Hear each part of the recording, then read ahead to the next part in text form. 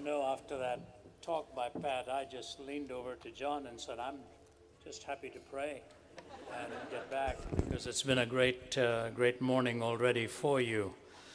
But I guess he feels I have to pay my dues, so I have to say a few things. But I must say, when I was a teenager, I used to walk around the house imitating Pat Boone. And God has a way of honoring your faith, because just as I came on the platform, a gentleman from among you walked over and shook my hand and said, "I'm delighted to meet you, Mr. Boone." And I thought that's what he said, and then he went on to say, "When you graduated from Columbia in 1950. So I said, "I think you're mistaking me. My name is Ravi Zacharias." He said, "I'm so sorry. I thought you were Pat Boone." Now, I've heard of miracles taking place in tents, but the trans-ethnicization of a man to look like Pat Boone from my background, that I can hardly wait to get home and tell my brothers and sisters that I was called Mr. Boone. Now, next time somebody comes up to me and says, "I'm delighted to meet you, Mr. Presley," then we'll know 10% of the people still believe that Elvis Presley is alive. So thanks, Pat. It's great to see you, great to hear from you, and just what you've done for God across the years and for your country. Just thank your family for sparing you. We really honor you for it. Really honor you for it, yeah. I still have your LPs. I can still try to sing Bernadine, but nowhere near the way you did. You may not even remember it, but in my teens I wrote to you and you never replied. So it's happy to meet you now. Yeah. I'm not making all this up. This is true. Of course, it's a different day in Bollywood now. Everybody wants to sing and dance at the same time. I'll promise not to take long. I'll shrink what I had to say, because God's moved, God's blessed, and I'll give you a real sort of a thumbnail sketch of something very important. And it is this. Just 2 days ago, I received a couple of letters from the Ukraine. And I wasn't even planning to tell you this. Leaders of the church pleading, saying, "Can you come? Our country is hurting. Our nation needs God." And I couldn't help but think of what Alexander Solzhenitsyn said to a Harvard audience years ago. Solzhenitsyn, who's now passed away, but he said this: "The West is on the verge of collapse, created by its own hands. Between good and evil, there is an irreconcilable contradiction. One cannot build one's national life without regard for this distinction. We, the oppressed people of Russia, watch with anguish the tragic enfeeblement of Europe. We offer you the experience of our suffering. We would like you to accept it without having to pay the monstrous price of death and slavery that we have paid. We want you to accept it without having to pay the monstrous price of death and slavery that we have paid." Solzhenitsyn said when he was a little boy, he used to run around his home in the former Soviet Union, in a dimly lit home. He said, "My grandfather would be sitting around the table, talking to the rest of the family." He said, "I never understood a lot of it, but invariably I knew the close of the evening was on hand when my grandfather would, in a clear tone, say these words: 'All this is happening to us because we have forgotten God.'" He said, "I remember my grandfather saying this." And in his veteran years, Alexander Solzhenitsyn made this comment. He said, "Now in my waning years, after reading tens of thousands of pages and writing thousands of pages myself, if you ask me what is happening to the West, I remind them of what my grandfather said is the truth. It is because we have forgotten God. It was the humanist Huxley who said this: we are living today not in the delicious intoxication of the early successes of science, rather in the grisly morning after, where it has become quite apparent that what science may have actually done is to introduce us to improved means in order to obtain hitherto unimproved or rather deteriorated ends. What science may have actually done is to introduce us to improved means in order to obtain hitherto unimproved or rather deteriorated ends. Now, science is a vital discipline that is needed, but sometimes we forget it's a discipline. I'm speaking to you audibly because of the blessings of science and technology. We flew in here from distant places because of the blessings of science and technology. But if anyone thinks that in clasping the finger of empirical thinking, you have clasped the fist of ultimate reality, then you're making a cardinal mistake.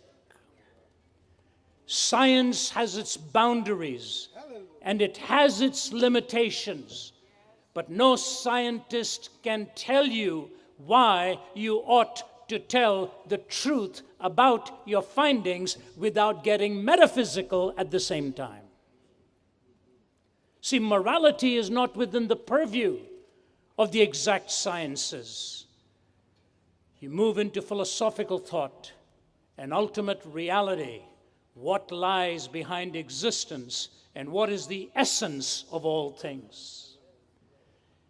Have you realized we don't know the answers to the most fundamental questions of life? You know, years ago, there was a joke floating around of Sherlock Holmes going around with Watson, and they were on a camping trip, and they had had a lot of liquid refreshment that night, and they were sleeping in their tent, and in the middle of the night, Holmes wakes up and looks into the night sky, and he nudges Watson and says, "Watson, Watson, look up. What do you see?" And Watson says, "Stars and stars and more stars." He says, "What does that tell you?" He said, "Astronomically, it tells me that we are possibly living in millions of galaxies and potentially billions of planets. Astrologically, it tells me that Saturn is in Leo. Orologically, it tells me that it's about 2:45 in the morning. Meteorologically, it tells me that tomorrow will probably be a beautiful day. Theologically, it tells me we're living in a vast universe and we are just a minute part of the great whole." Why, Holmes? What does it tell you? He says, "Watson, you idiot, somebody has stolen our tent."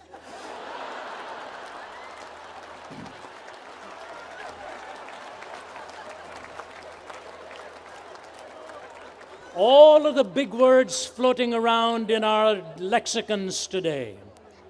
Ask an average university student what it means to be human.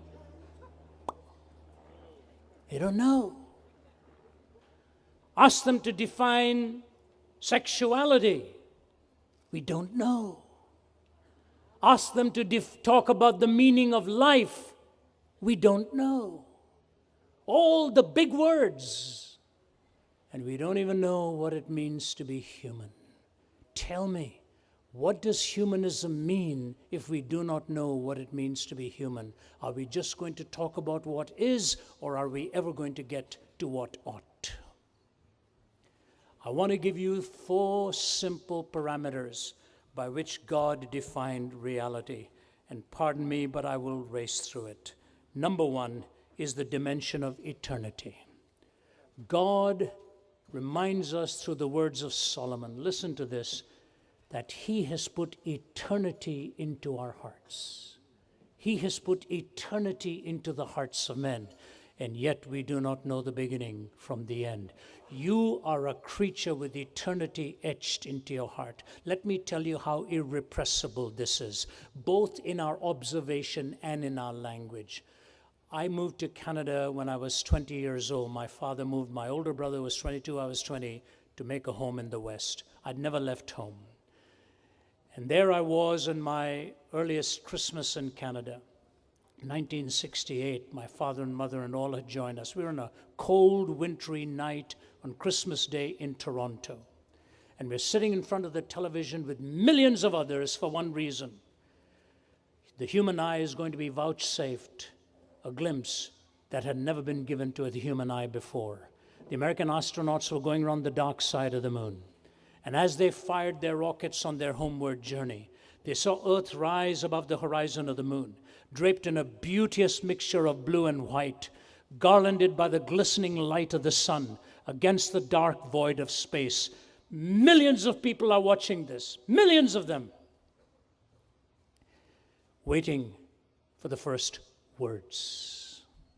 And as they come round the dark side of the moon, totally unrehearsed, unplanned, unorchestrated, no word of any lyricist, no poet, no philosopher. As tens of thousands of miles away, the mouth opens and the voice is uttered, and the words are uttered. In the beginning, God made the heavens and the earth. Only God was big enough to contain the awe that welled up within the human breast to express what it was that he was really seeing. We cannot hold it down. We cannot repress it. As C.S. Lewis says, we're afraid of even using the word heaven, but it is irrepressible when you stand by the coffin of a loved one and the question haunts, is this the end or is there a tomorrow? Not only does it happen in our experience, it happens even in our language. Listen to how C.S. Lewis expresses it. We are so little reconciled to time that we are even astonished at it. My, how he's grown, we exclaim. How time flies, as though the universal form of our experience were again and again a novelty. It is as strange as if a fish were repeatedly to be surprised at the wetness of water. And that would be strange indeed, unless, of course, the fish were destined to become one day a land animal. My, how he's grown. My, how time flies. Well, what do you expect? Do you expect to say, my, how he's not grown? That should be the surprise. The surprise is not that we grow. The surprise is not that time flies. I find it hard to believe that nearly half a decade has gone by since I found Christ on a bed of suicide. I'm not a half a decade, I mean half a century has gone by since I found Christ on a bed of suicide in the city of New Delhi 50 years ago when I was 17. And now you look back at this stage of life and say, how time has flown, how it's gone. And the older you get, someone has said, oh, old age is the greatest symptom is no matter what anybody else says, it reminds you of something else. It's true, that's how time flies, gathers the memory, brings it into your mind. But he says it'll be like fish reacting at the wetness of water with surprise, unless the fish were one day intended to live on dry land. We react to time the way we do because God has put eternity into your heart and mine. I buried my mother when I was quite young, and my father also within 5 years of the death of my mother. And although all these decades have gone by, there's never a day that dawns before the sun has set, but that I have thought of her and him with the fondest of memory and the reality of the hope, because of their faith in Christ, that I will see them someday again. That hope that comes when God puts eternity into your heart. Secondly, the dimension of morality. Do you realize naturalists struggle and struggle and struggle to explain to us moral reasoning? Moral reasoning, how do we arrive at it? I've just finished my latest book. It's called If God, Why Suffering?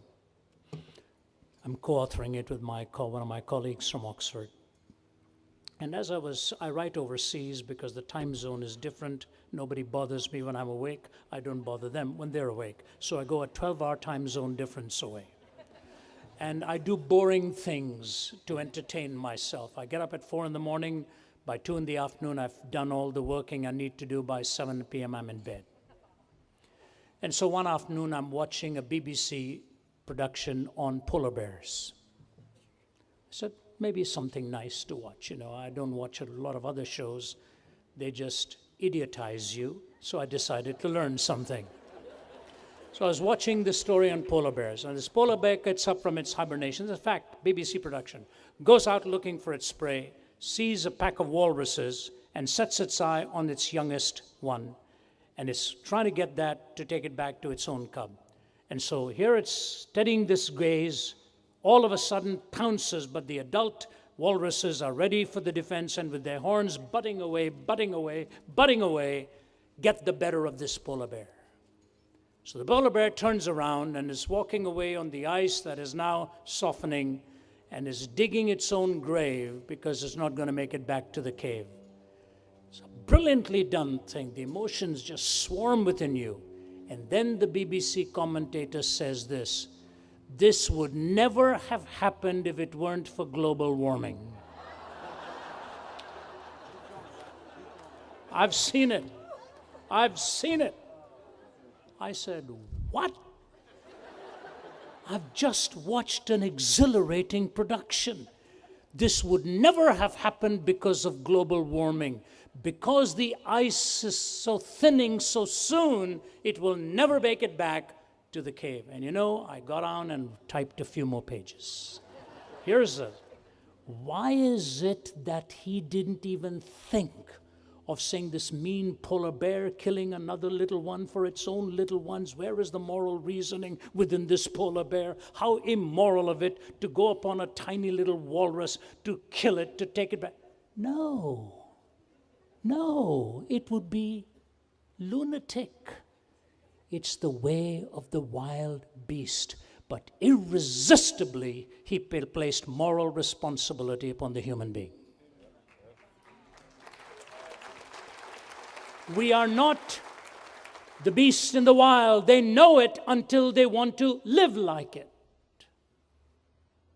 The moral capacity for oughtness is placed within you and me. And how in heaven's name does time plus matter plus chance from primordial slime through aeons of time in a non-moral beginning through amoral processes end up with moral reasoning? Now, you have the reality. Atheist Kai Nielsen puts it this way: we have not been able to show that reason requires the moral point of view, or that really rational people, unhoodwinked by myth or ideology, need not be individual egoists or classical amoralists. Reason doesn't decide here. The picture I have painted for you is not a pleasant one. Reflection on this actually depresses me. Pure, practical reason, even with a good knowledge of the facts, will not take you to morality. Do you know what he's saying? Rationally, morality is indefensible. We can all be egoists in our own way and total subjectivists. When I was speaking at UPenn a few weeks ago, many of you may have seen it, tens of thousands went on. It went viral. A student walks up to me, puts his hands on his hips, and he looks into the microphone. He says, "What are you guys afraid of? What are you guys afraid of in subjective ethics? What are you afraid of?" We were arguing for an objective ethic, which is transcendingly true, rather than a subjective ethic, which is only privately applied. He said, "What are you guys afraid of?" So I walked up to my microphone and I said, "I have a question for you. Do you lock your doors at night?" And he starts laughing. I said, "What are you afraid of?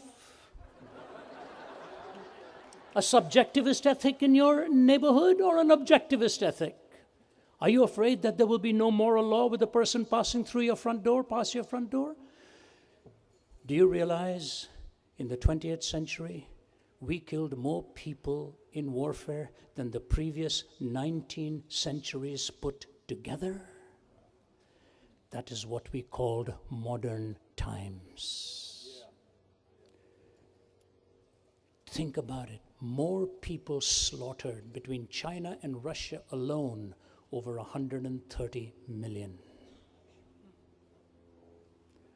Ladies and gentlemen, moral reasoning comes because we believe in the very absolute, non-contradictory person of God. In him there is no lie, there is no contradiction. And the 10 Commandments given to us can be summarized in one word: the sacred. Life is sacred, your sexuality is sacred, your family is sacred, your property is sacred, your time is sacred, your possessions are sacred, and so is that of your neighbors.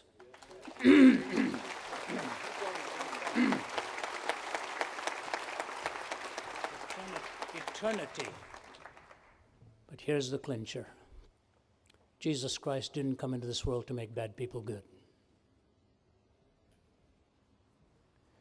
You see, morality may be at the heart of many a religious worldview, but in the Christian worldview you have a distinctive.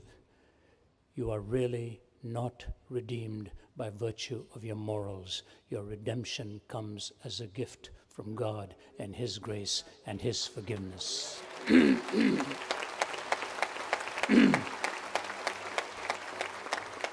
Eternity, existence, morality, essence.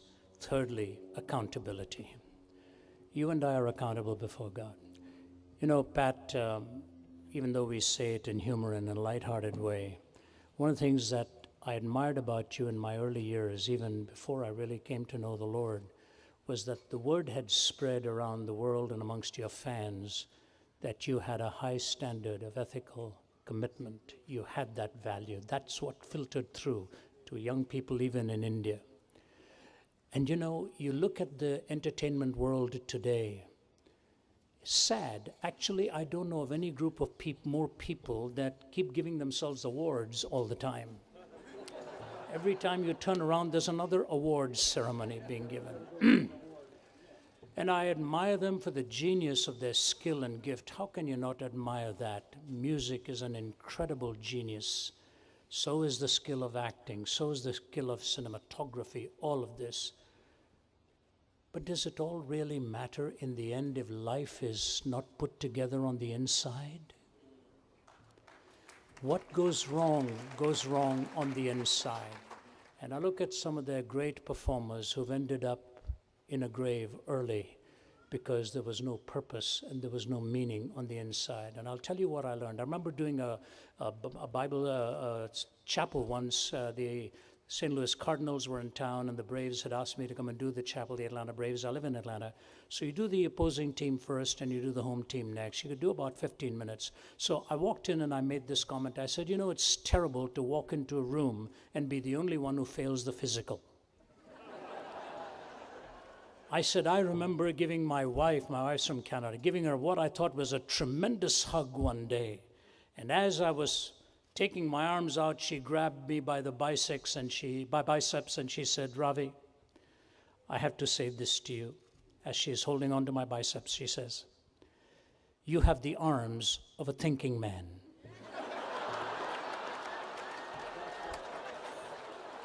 What do you say to this subtle Canadian humor? You have the arms of a thinking man. I said, honey, I'm going to do my best to build the arms of a non-thinking man. So I was telling the Braves this story. And I said, guys, I can't talk to you about baseball because I don't even know the ball's been thrown before you've knocked it out of the park. I said, so I'm not going to. I said, what I want to talk to you about today is how to live your life on the road. I said, I've spent more time on the road than any one of you has probably, so I want to talk. You know, it disarmed them. And these guys with their big biceps, one by one came and gave me a bear hug. And one of them, who was one of the I'm not kidding you, my travel assistant standing right next to me when it happened, he puts his head on my shoulder and he sobs. He says, I have all the money I need, but I have lost everything of value I ever possessed. You know why? Because when that door is shut in a hotel room, accountability seems to go out of the window for most people. I have spent half my life on the road, and I have had to learn early. You better realize that you're accountable to God, or you will blow it big time. Or you will blow it big time. The president of the American Psychological Association, former president who committed suicide at the age of 75, Hobart Maurer, said this. He said he received more hostile mail. This was a skeptic writing when he wrote this. He says this: for several decades, we psychologists have looked upon the whole matter of sin and moral accountability as a great incubus and acclaimed our liberation from it as epoch-making. But at length we've discovered that to be free from sin, to have the excuse of being sick rather than being sinful, is to court the danger of becoming lost. This danger is, I believe, betokened by the widespread interest in existentialism, which we are presently witnessing. In becoming amoral, ethically neutral, and free, we have cut the very roots of our being, lost our deeper sense of selfhood and identity, and with neurotics themselves now find ourselves asking, who am I? What is my deepest destiny? What does living really mean? This is the president of the American Psychological Association who says, by losing the notion of sin, we've lost the notion of self. A skeptic. So somehow the transcendent has to be present if the immanent has to be defined. If your reality is to have an objective point of reference, then we must not just see it as something naughty or something bad, but a vertical accountability before God Himself. Otherwise, pragmatism takes over, and pragmatism says, do whatever works. In the end, you'll find out pragmatism really doesn't work.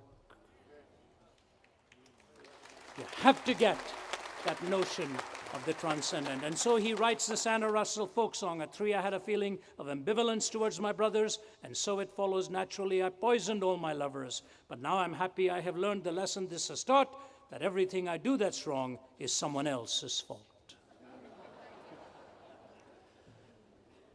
Are you accountable before God? Do you realize you have an omniscient, all-seeing God? Eternity, existence; morality, essence; accountability, conscience; and lastly, charity, beneficence. Yes, we'll have our differences. We will. But we have got to learn to live with our disagreements without being disagreeable. We have to learn to love even those who despise what we believe and cannot stand the conviction of a living God. For the first time in 40 years, when I was at one of the Ivy League schools, I never ever dreamed this would happen. I remember Chuck Colson and I talking a lot about this because he was so protective of me to get to the campuses, gave me the best advice always. Walking into an auditorium that's packed and overflow crowds, and yet people standing with placards outside. This man is controversial. I said, controversial? What controversy have I created? As far as I know, I've never made the kind of statements that they would make about our Christian faith because we disagree on things. I have made it the passion of my life to be kind even with those who are hostile towards me. The morning of that forum, because of the buzz, I received a letter from Jakarta, Indonesia, saying, I'm praying for you as you stand before a hostile American Ivy League audience. I quoted it to them that night. I said, things have changed when somebody in Indonesia is writing to you, telling you they're praying for you as you stand to defend the existence of God and the uniqueness of Christ before a hostile American Ivy League audience. Ladies and gentlemen, the ultimate expression of Christ was on the cross, and then, of course, the resurrection. I want to close with 2 thoughts here that I will apply. I was speaking at the oldest Islamic university in Malaysia. It was tense. I told them I will be not attacking your belief, but I will be defending mine, and you can ask me any question you want. The chairman of the Department of Islamic Studies at the Malaya Islamic University was a woman by the name of Baharuddin. She hosted me. The mullahs and all of the scholars are sitting in the front row. Very tense, very intimidating. I presented my defense of why I believe Jesus Christ to be who he claims to be in his word. And finished after 45 minutes, answered questions for an hour. You could feel your palms just getting moist with tension, you know. And as I walked back to her office, I had told her the story of a sheikh in Jerusalem who had kissed me both sides of the face after we'd had he was one of the 4 founders of Hamas. Long story, I won't go into it. I just mentioned how he kissed me on both sides of the face and said, I hope I see you again. You're a good man, this kind of thing and so on. She said, Mr. Zacharias, if it were not prohibited, I too would reach out right now and give you a kiss on both sides of the face.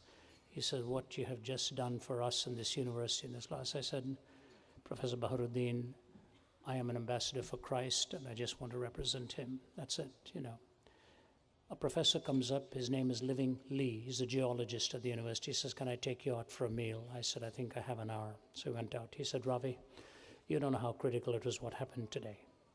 He said, because Ahmed Deedat, the South African Muslim scholar who was vitriolic and hostile in everything he ever said, came here and spoke and lashed out on Christianity, belittled it and mocked it and all. He said, I sat through the whole time wondering, what is this man trying to accomplish? And he talked about Christianity as being unlivable and nonsensical. So in the Q&A time, he said, Brother Ravi, I put my hand up and I said, Professor Deedat, I am a Christian. Why do you say my faith is unlivable?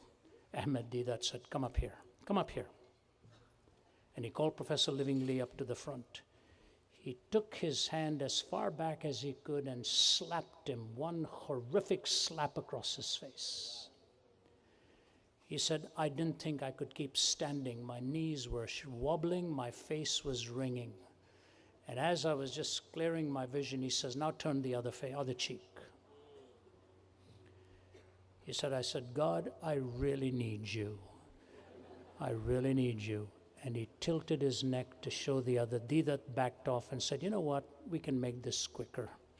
He said, give me your shirt. Give me your shirt. So Professor Lee took his shirt off. He said, you're supposed to give me your trousers too. He said, as a professor on the campus here, I turned to the audience and I said to my colleagues and students, please forgive me, but I'm going to do what he's asking me to do. He said, and I was standing there in my underwear,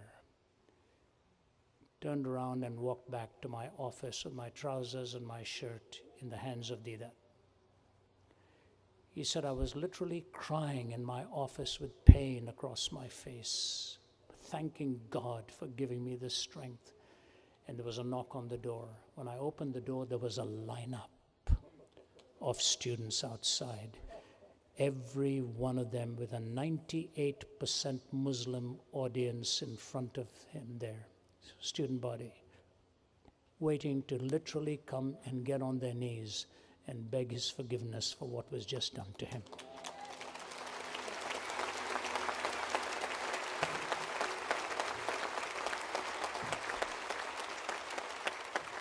Love triumphs over hate. You see why hate destroys the hater before it destroys anybody else. Love has conquered the proclivities within the human heart and ultimately conquers outside. That's why Napoleon said, Alexander's kingdom and my kingdom will come to an end, but not Christ, because we conquered with weapons, he conquered with love. I close with this application.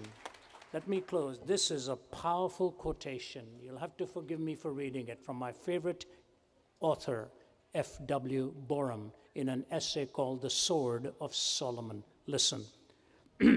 Great was the wisdom of Solomon one day, when more vividly and dramatically than it had ever been demonstrated before, the utter unreliability of mathematics on the higher planes of human experience.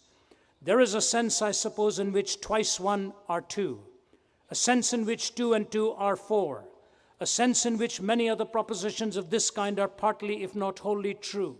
It is difficult to see how merchants and accountants and other excellent and well-meaning people can go back to their desks and counting houses if their faith in these arithmetical conclusions was seriously shaken. I hasten to say, therefore, that there is a plane of ledgers and cash books on which these propositions are approximately sound. But if you rise from that plane to a loftier one, you will find out at once that they're actually quite untenable.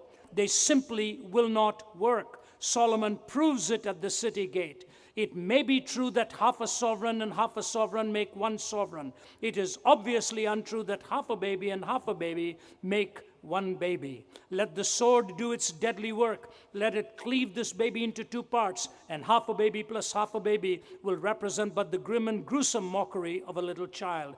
Two halves of a baby make no baby at all. On this higher plane of sentiment and experience, the laws of mathematics collapse completely. When, for example, a man distributes his wealth among his children, he gives to each a part. But when a woman distributes her love among her children, she gives it all to each of them.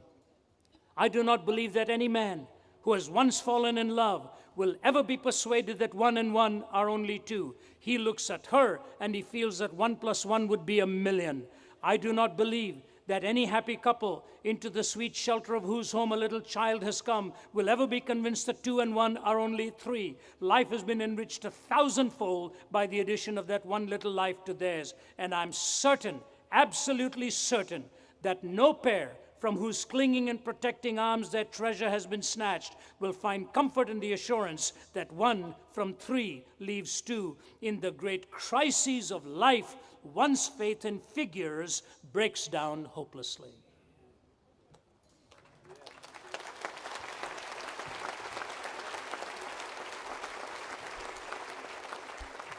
There is a place for mathematics.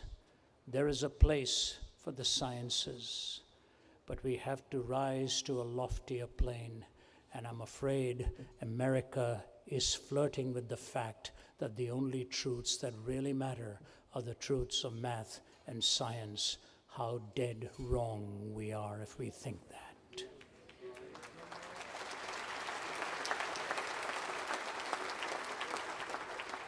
Tell me, do you know of any other worldview other than the Judeo-Christian worldview that would have made a statement that we hold these truths to be self-evident natural law? That all people are created equal, endowed by their Creator with inalienable rights for life, liberty, and the pursuit of happiness. I dare you to show me any other worldview, pantheistic, or any other religious worldview other than the Judeo-Christian worldview that could have engendered a statement like that. None. I've dared university audiences to come with a counter. Never have given an answer. The atheist Nietzsche said, equality is a lie concocted by weaker people. That's the way the naturalist looks at it. Equality is a precious truth in the mind of our living God.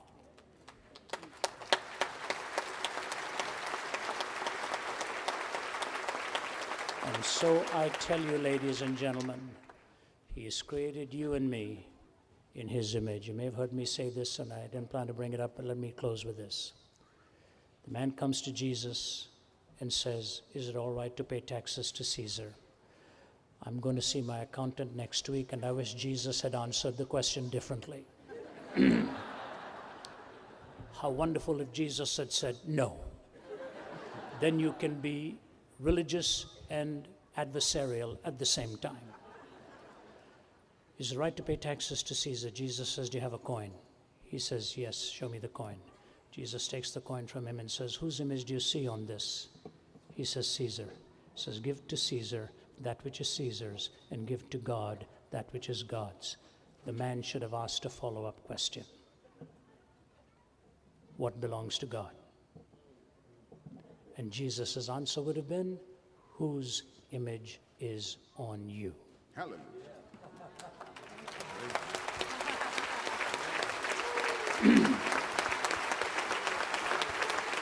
So we have it, ladies and gentlemen. Eternity, morality, accountability, and charity. Existence, essence, conscience, and beneficence. Let's get it back to the country, and only God is big enough to change the human heart. Thank you.